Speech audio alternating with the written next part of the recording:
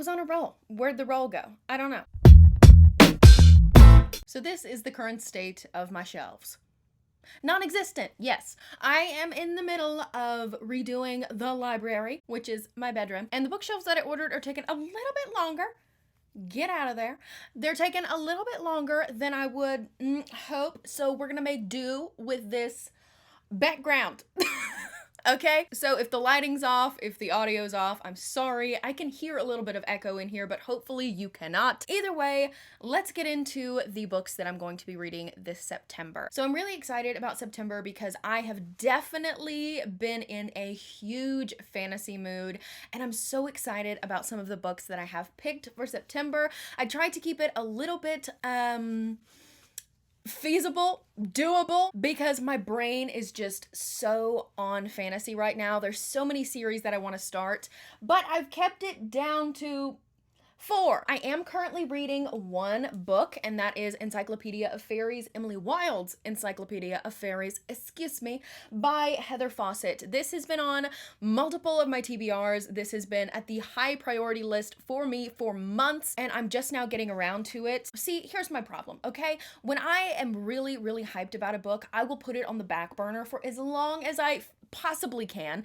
and I will never fucking read it, especially if I think I'm gonna really, really like it. I'm 84 pages into it so far. I'm really enjoying it. This is written in a journal style following our main character, Emily Wilde. She is a professor who is actually writing the first ever Encyclopedia of Fairies, the known fairies, the known two-man fairies. She's compiling all of the information about these fae into one encyclopedia, and so at the beginning of this, she is going to this really remote village in the north called, let me see if I can get this right, Liosland?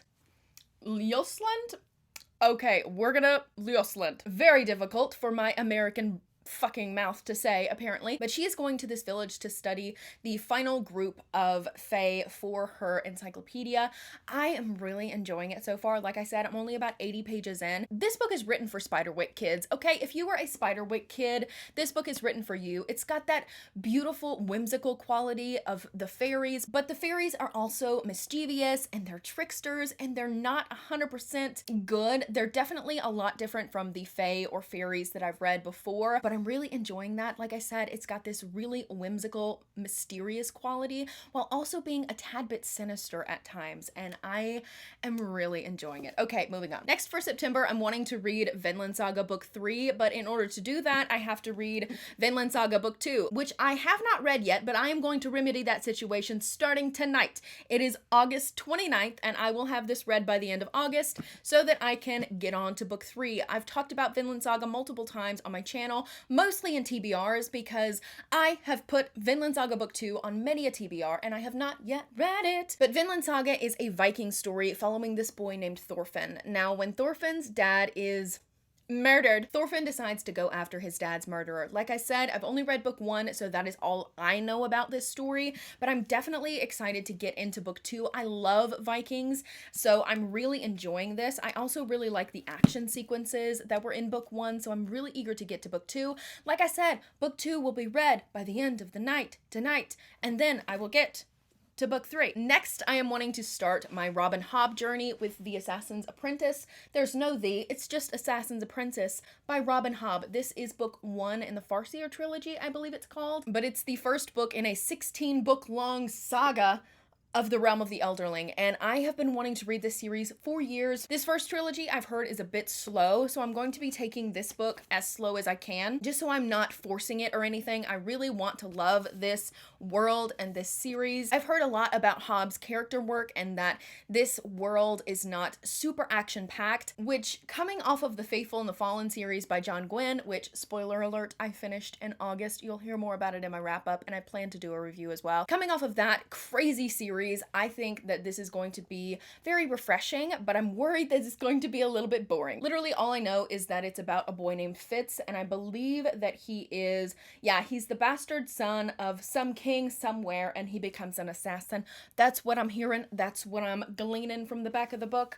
I'm going into it relatively blind because that's what I want to do, girlfriend. Next is Red Rising by Pierce Brown. This book has been calling my name for the past month and a half. I'm putting it on this TBR because I'm hoping to get to it. I have grand plans of becoming a sci-fi girly, and I am 100% convinced that this book is going to be my ticket into a more sci-fi setting. Okay, so I don't know much about this other than the entire hype around it, and there's some dude named Darrow. Apparently, he will stop at nothing to bring down his enemies, even if he must become one of them to do so. Sounds delicious. Okay, I am going to try it out. We shall see. I have high hopes, but they're not exceedingly high because I've also heard that this first book is not as good as the rest of the series. Next, like I said, I finished the Faithful and the Fallen series in August, so I'm wanting to continue on with my John Gwynne journey and my Banished Lands journey with A Time of Dread by John Gwynne. This is book 1 in the Of Blood and Bone series. So I believe that this is set about 100 years or so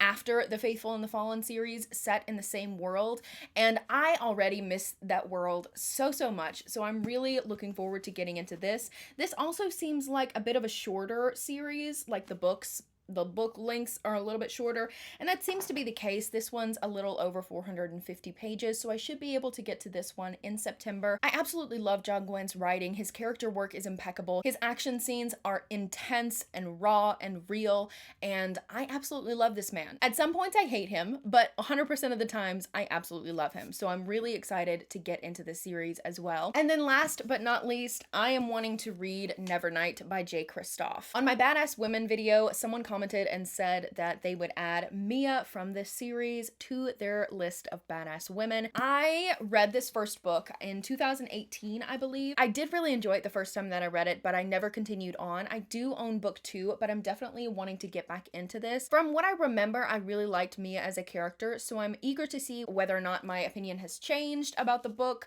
whether or not I want to continue on. I'm also wanting to continue on with my One Piece journey. I'm wanting to read up to volume 12 so that I can do a review video for the entire East Blue Saga, so if you're interested in that, stay tuned. I think I'm up to volume 9 at this point. I also want to get to Brizinger by Christopher Paolini this month, which is book 3 in the Inheritance cycle. I do have a review video for Eldest going up on this Sunday, so if you're interested in that, stay tuned for that as well. I'm really enjoying the series so far, and I'm eager to see how it's going to continue and also conclude. Hopefully I'll get to Inheritance probably in October, I'm thinking. So these are all of the books that I'm wanting to get to in September, plus One Piece and Brizinger. Let me know down below what you are planning on getting up to in September. I would love to know. Let me know if you've read any of these books, what you thought of them. I would also love to know that. But that's all I have for you guys today. I hope you guys enjoyed this video, and I hope you have a fantastic day, gorgeous, and I will see you next time.